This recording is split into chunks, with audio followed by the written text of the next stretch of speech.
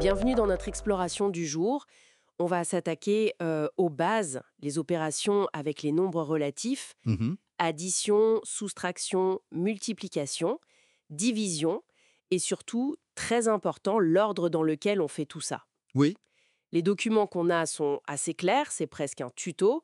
Notre mission, rendre ça limpide, facile à retenir. c'est ça. Et c'est vraiment le langage de base pour beaucoup de choses en maths, et même ailleurs. Ah oui, Oui, maîtriser ces règles, ça permet d'éviter des erreurs, parfois toutes bêtes, mais qui peuvent fausser tout un raisonnement plus complexe après. C'est vraiment le socle. d'accord.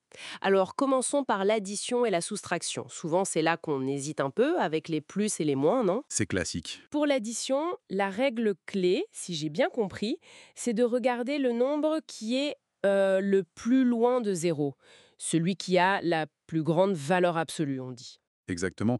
La plus grande distance à zéro. Donc si les deux nombres ont le même signe, comme disons -8 et -11, Mhm. on garde le signe moins et on additionne les distances. 8 plus 11, ça fait 19, donc -19. C'est ça. Logique. Et si les signes sont différents, par exemple -5 plus 3, Ah, là, le -5 est plus fort, plus loin de zéro. voilà. Donc le résultat sera négatif. Et ensuite, on fait la différence entre 5 et 3. Ça fait 2. Donc -2. C'est une petite gymnastique au début, c'est vrai. Et pour la soustraction, les sources donnent une astuce assez pratique apparemment. Ah oui, l'astuce de la transformation. Elle est fondamentale, celle-là. Transformer la soustraction en addition. Exactement. Soustraire un nombre, en fait, c'est la même chose qu'ajouter son opposé. D'accord. Exemple 3 moins 4. Ça peut faire un peu peur comme ça. Oui, mais si on le voit comme 3 plus 4, là, ça devient évident. Ça fait 7. Ah oui, d'accord. Et un autre, genre -10 plus 3. Bah pareil, ça devient -10 plus -3. Et là, on est revenu à une addition de deux nombres négatifs. Donc -13. Voilà. C'est systématique et ça évite pas mal d'erreurs, surtout quand il y a plusieurs calculs à la suite. Justement, comme dans l'exemple G égale -8 plus -6, plus 9, plus 10, plus -3. Là, même si c'est déjà des additions, on peut regrouper. Oui, c'est plus malin. On met les négatifs ensemble. -8, -6, -3. Ça fait -17, C'est ça. Et les positifs. +9 et +10. plus 19. Et donc, on se retrouve avec -17 plus 19. Le plus 19 l'emporte, donc signe positif. Et la différence 19-17, ça fait 2. Résultat final, 2. C'est logique. Bon, passons à la multiplication et à la division. Là, il y a une règle reine, on va dire. La fameuse règle des signes. Et elle est plutôt simple, non? Oui, très direct. Même signe, résultat positif. Que ce soit deux positifs ou deux négatifs. Exactement. Et si les signes sont contraires, Résultat négatif. c'est tout. Voilà. Donc, pour, mettons, -8, -2, moins par moins, Plus.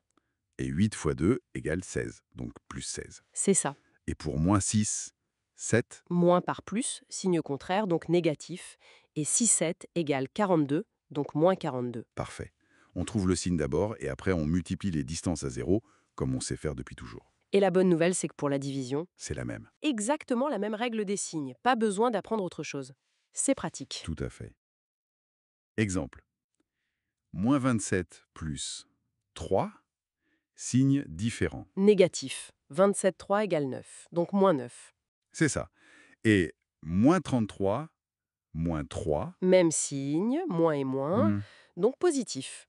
33,3 égale 11, donc plus 11. la cohérence est là. Bon, alors maintenant qu'on sait faire chaque opération, séparément, arrive le point crucial. Comment on enchaîne tout ça, l'ordre des opérations? Ah, le fameux PEMDAS, ou quelque chose comme ça qu'on apprend parfois. Oui, ou juste la règle de priorité. C'est là qu'on peut vite se tromper si on n'est pas rigoureux. C'est clair. La règle numéro 1, c'est Les parenthèses. Priorité absolue. exact. Ensuite viennent les multiplications et les divisions. Elles ont la priorité sur... Les additions et les soustractions. Voilà, elles se font avant. Prenons un exemple simple. A égale -3 plus 4 moins 8.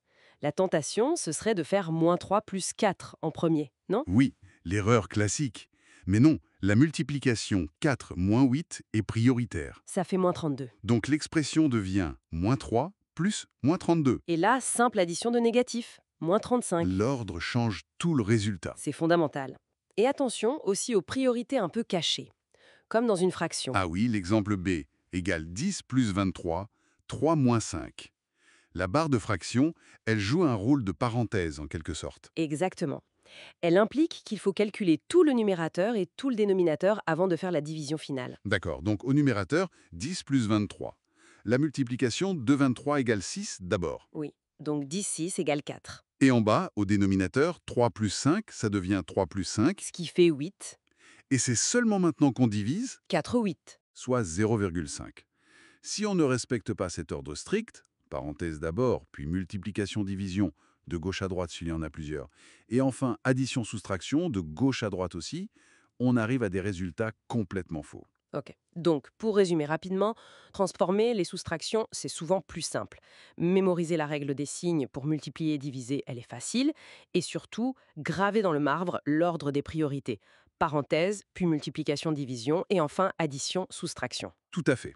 Ce sont vraiment les outils de base pour naviguer correctement. C'est la clé, on dirait. Absolument. Ce sont les règles du jeu.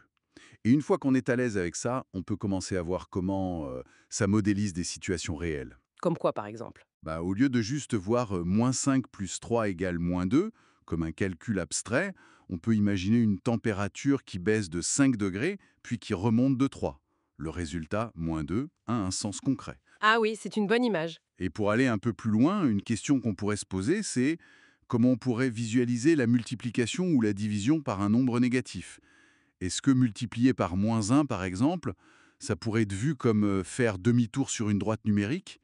C'est une piste de réflexion intéressante pour donner encore plus de sens à ces opérations. Une inversion de direction? Intéressant comme idée à creuser. Merci beaucoup pour ces éclaircissements. Avec plaisir.